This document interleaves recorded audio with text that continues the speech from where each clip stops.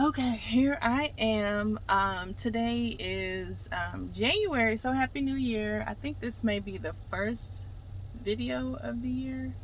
It is January 5th, and yesterday I went to downtown Dallas to the 225th court. That sent me up to the 240th court, and they asked if I could provide them with my just $8 for this motion for temporary restraining order and temporary injunction and temporary orders. The reason why I sought this document was to keep my husband from keeping the children from me whenever we do get spontaneously separated. Anytime we get separated, it's not intentional, it's not planned, and it's not discussed between the both of us. And so and since he and I are having difficulty having conversations about anything, staying together or separating, then I decided, let me go ahead and do this on my own. And this is because in September I inquired on how to see to where he could never be separated from never be kept from seeing his children. So I filed for child support, which I feel as long as you pay it, then I have to render over the children and through a scheduled on this time, on this date. And out of my ignorance, I felt like that was the best way. So I do know that whenever we have disagreements, I have in the past just left the house so that I just don't continue hearing that or being involved in an argument.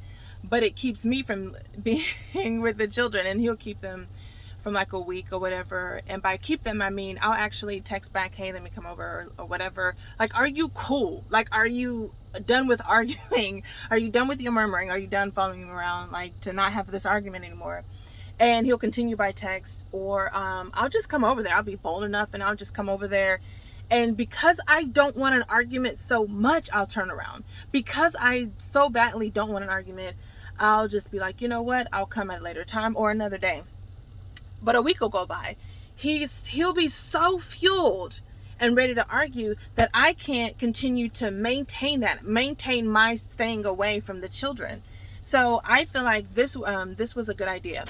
Now, to have a scheduled visit, I feel like when I do get the police involved, then what I can do is show them some documentation that says that they are supposed to be with me. Now, even though we're still staying together, I keep telling myself, well, this doesn't make any sense. This doesn't make any sense because I'm looking for work on how to get finances, on how to separate and be in my own place. I won't need to do anything else. If I have my own place, then they'll be here, and maybe he will change. But if I think that he's going to all of a sudden become compliant when I have my own place, I shouldn't be thinking of how to be with him and how to work and cooperate together.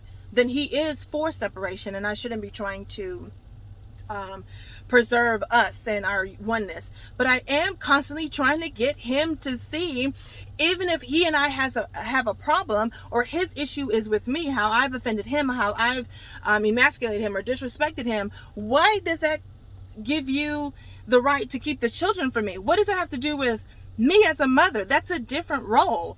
Still, he's not able to. He'll apologize, which I receive, but the discussion. And so it's more foolish for me to expect him to rationalize his irrational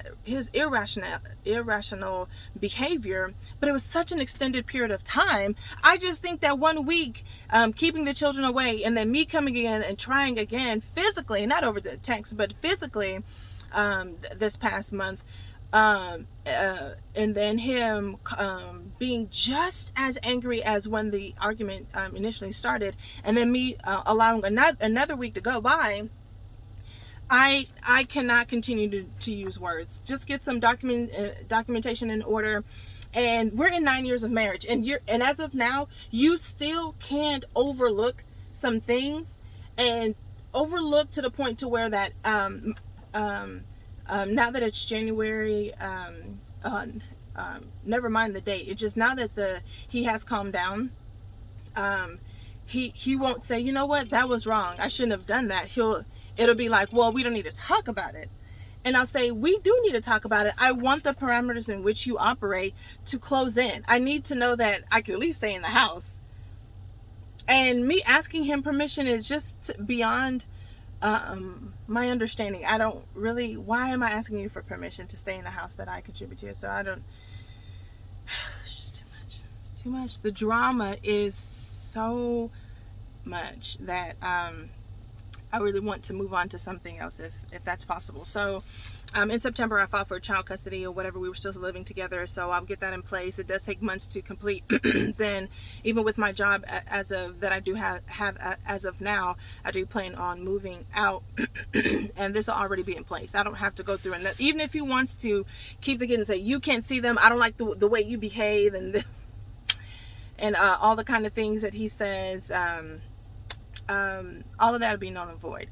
But me asking my family, my community group members to be involved in this decision is another way that I people please. It's another route. Now I'm switching and refraining my family members. I no longer discuss with them because they don't have the emotional capability to understand. They like to talk and say, hey, this is what you should have done. This is what you, and it's really not even about that. They don't know how to really understand, and they don't want to understand that me changing isn't going to reduce what we're experiencing.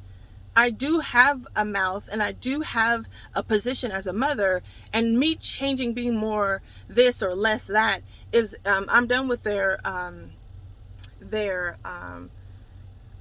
advice. So I have a community group, and they're they're my accountability group, and I like how they are founded in the biblical word, and it is imperative that everything that I share, or everything that I'm thinking, or everything that I don't share, either be directly with one member or with the entire group. They want to know what God thinks about it. So sometimes responses are delayed. They want to just hear what God says about it, and I like that. I like to run things through them. However, I am now people pleasing them by not people pleasing, but I'm now making and bringing them to this conversation at this subject, because I want to move forward with considering divorce. I want to move forward with annulment or whichever, and I'm bringing them in, but I need to do it in a right way. I don't want to continue to depend on what these people think or what these people say. And I just want to finally use my own thoughts and my own brain. But then again, even that is wrong. If I can just continue to strengthen my relationship with God and ask God, what do you think about this? And what do you think about that? Then I do get stronger by hearing directly from God, and I don't get confused moving forward. I am adamant that I prayed, I communicated, I reached out to God, God reached back to me and responded. And this was his response, and I moved based off of him. So my confidence should be built off of what Yahweh is saying and not what other people are saying. And so I'm going to grow in that. Other than that, I'm here at a meeting to have a consultation with a divorce lawyer. So I'll keep you updated.